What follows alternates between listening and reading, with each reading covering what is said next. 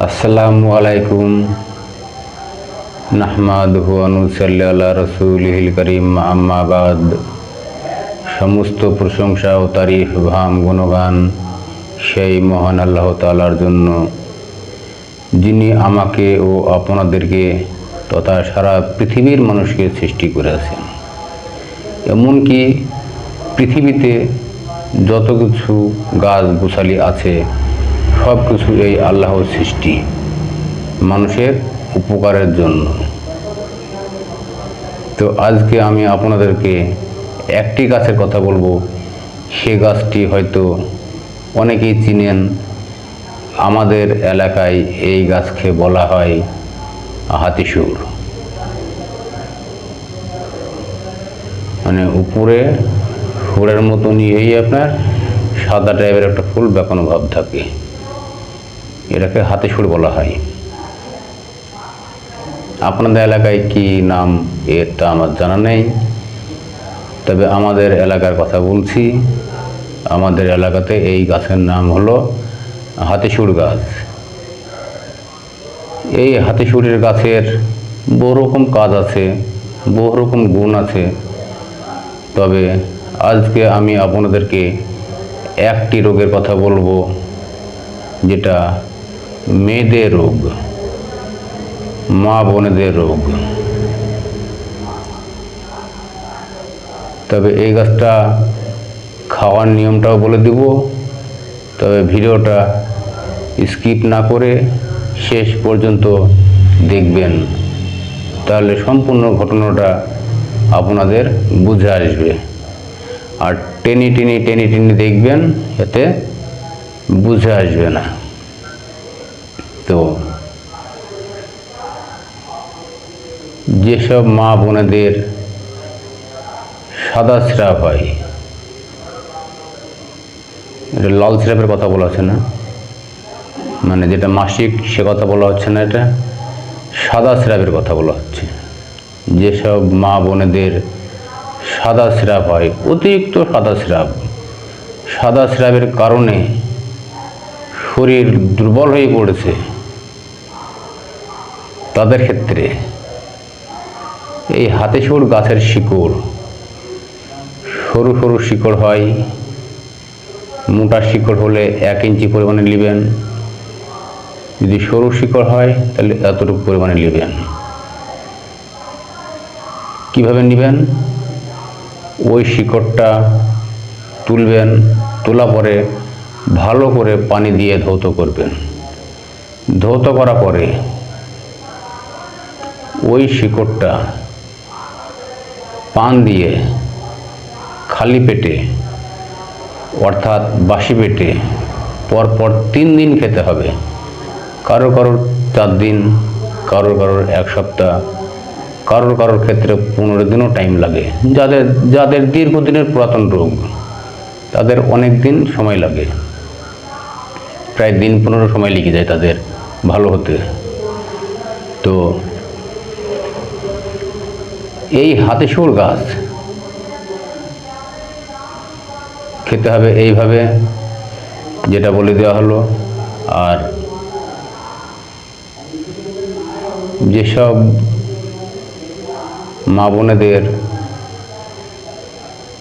মাসিক বন্ধ হয়ে গেছে কিংবা অতিরিক্ত মাসিক হয়, এই সমস্ত ভিডিওগুলো আমি অন্য ভিডিওর মাধ্যমে দিব।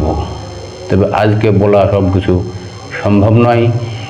ভিডিওটা যদি আমি সম্পূর্ণ রোগের কথা বলতে যাই মা বোনেদের, তাহলে ভিডিওটা অনেক লম্বা হয়ে যাবে, আমার লং হয়ে যাবে। তাই আমি সংক্ষেপে ছেড়ে দেব, বেশি বাড়াবো না ভিডিও।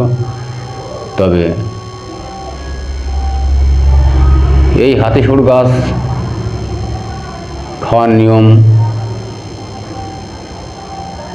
আপনি সন্ধ্যাবেলায় তাল মিছরির শরবত করে রাখবেন, 1 গ্লাস শরবত। কি বললাম? তাল মিছরি, যে তাল মিছরিগুলা দোকানে কিনতে পাওয়া যায়। তাল মিছরি যদি না কেনেন, সাদা মিছরি হলেও হবে। সাদা মিছরিও যদি না কেনেন, চিনি হলেও হবে। যে চিনিগুনা দোকানে কিনতে পাওয়া যায় মুদিখানার দোকানে, এই চিনির 1 গ্লাস শরবত করবেন। যে গ্লাসে আমরা পানি খাই সেই গ্লাসের 1 গ্লাস শরবত করবেন, করে ভালো করে ঢেকে রাখবেন সেটাকে। এই শরবতটা রাত্রিবেলায় করতে হবে। করার পরে সকালবেলাতে আপনি ঘুম থেকে উঠে ব্রাশ করে ভালো করে মুখ ধুবেন।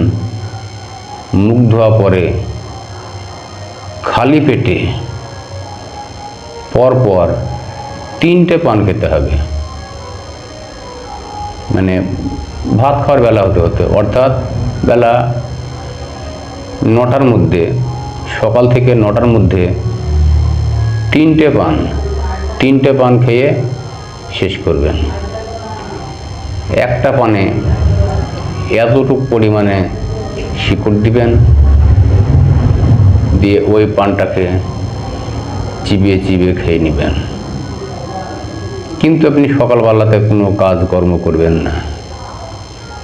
কাজকর্ম করলে মাথা ঘোরার ভয় আছে,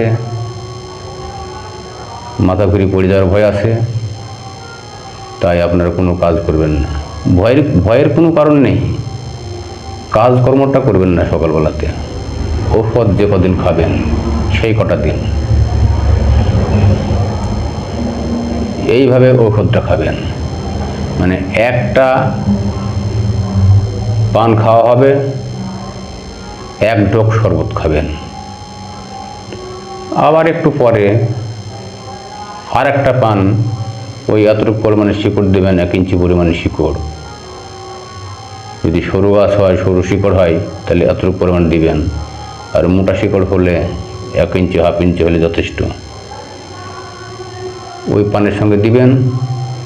পান, সুপারি, চুন যেগুলো লাগে পানের সঙ্গে সেগুলো দিবেন। দিয়ে আবার ওইভাবে খেতে শুরু করবেন। খেতে খেতে যখন খাওয়া শেষ হয়ে যাবে তখন আপনি আবার 1 ঢোক শরবত খাবেন। তার মানে 2টো পানে 2 ঢোক শরবত খাওয়া হয়ে গেল। তৃতীয় পানটা আবার কিছুক্ষণ পরে খাবেন। একটু খেতে খেতে আপনার শরীরের প্রয়োজন বুঝি সেটা খাবেন। আপনি আপনার শরীরের প্রয়োজন বুঝি, যদি মনে করেন যে না আমি শরীরে সহ্য করতে পারছি না, তাহলে বাসি পেটে খাবেন না, খাওয়ার পরে খাবেন। আর যারা খেতে পারবেন তারা খাবেন। তৃতীয় পানটা ওইভাবেই হাতিখড়ি শিকড়টা দিবেন। দেওয়া পরে পানটাকে আবার ওইভাবেই খাবেন। খাওয়া যখন শেষ হয়ে যাবে তখন ওই যে শরবতটুকু আছে ওই শরবতটুকু সম্পূর্ণটা সব খেয়ে নেবেন। এইভাবে কারোর কমসে কম 3 থেকে 4 দিন খাবেন। দেখবেন ইনশাল্লাহ আপনার রোগ প্রায় ভালোই হয়ে গেছে, কিংবা ভালো হয়ে যেতেও পারে। যদি ভালো না হয় তাহলে 1 সপ্তাহ খাবেন। দেখা যায় যাদের বহু পুরাতন রোগ, বহুদিনকার এই রোগটা, এই সাদা স্রাব, মা বোনেদের সাদা স্রাব রোগটা বহুদিনের পুরাতন রোগ। এরকম ক্ষেত্রে যদি কোনো মহিলাদের থাকে তাহলে তাদের ক্ষেত্রে 4 দিনও ভালো যেতে পারে, আবার 1 সপ্তাহ লাগে, আবার দিন 15 সময় লেগে যেতে পারে, কিন্তু ভালো হয়ে যাবে ইনশাআল্লাহ। বহু পরীক্ষিত ওষুধ,